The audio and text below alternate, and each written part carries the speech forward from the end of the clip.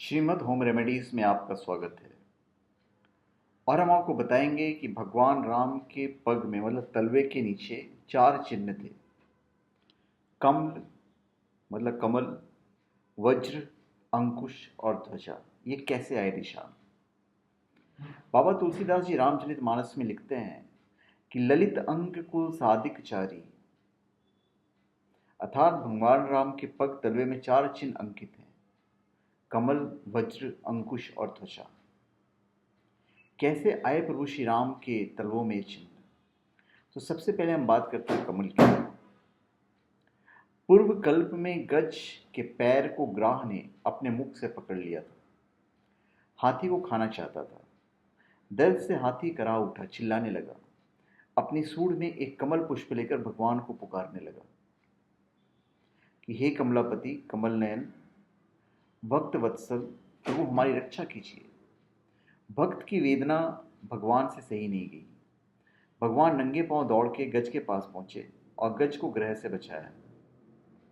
भगवान को समर्पित करने के लिए गज के पास सूंड में कमल पुष्प तथा भक्ति, ये 2 ही चीजें थी।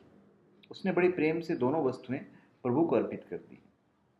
भगवान विष्णु ने उस भक्त रूपी कमल को अपने पांव के तलवे में स्थापित कर लिया और गज से बोले, ये भक्त रूपी कमल, ये भक्ति रूपी कमल हमारे पांव के तलवों में अनंत काल तक रहेगा।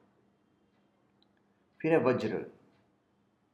विष्णु जी तपस्या कर रहे थे, वहीं एक वृक्ष उगाया जो गुड़हल के नाम से जाना गया। उसने विष्णु जी को धूप से बचाने के लिए अपनी छाया विष्णु जी पे कर दी और 10,000 वर्षों तक लगातार विष्णु जी पे पुष्पों की बरसात करता रहा। लेकिन विष्णु जी ने अपने नेत्र नहीं खोले। यह देख वृक्ष को क्रोध आ गया और अपने पुष्प को पत्थर रूप में परिवर्तित करके भगवान विष्णु जी पे बरसाने लगा। अचानक भगवान विष्णु जी के नेत्र खुले। भगवान का सारा शरीर घायल हो गया था। विष्णु जी ने उसे दंड नहीं दिया, बल्कि उसे वरदान दिया। उसे भक्ति का वरदान देके पत्थर रूपी पुष्पों को अस्त्र में परिवर्तित करके वज्र बना दिया और वृक्ष से बोले कि भक्ति रूपी पुष्प वज्र हमारे पांव के तलवों में तुम्हारी निशानी के रूप में अनंत काल तक रहेगी। फिर अंकुश भी है उनके पांव के नीचे। तो नारायणी नाम की एक नाग कन्या थी, जिसने भगवान विष्णु की निराहार रहकर 50,000 वर्ष तक घोर तपस्या की। नाग कन्या की तपस्या से खुश होकर भगवान विष्णु प्रकट हुए और नाग कन्या से वर मांगने को कहा। तो कन्या बोले, प्रभु मैं सदा आपके साथ रहना चाहती हूँ।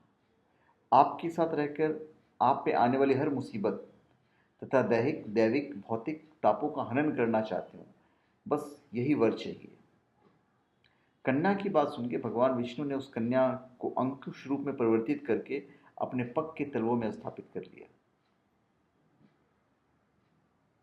तो ये जो 3 चीजें थी, ये हमेशा भगवान के पांव के नीचे है।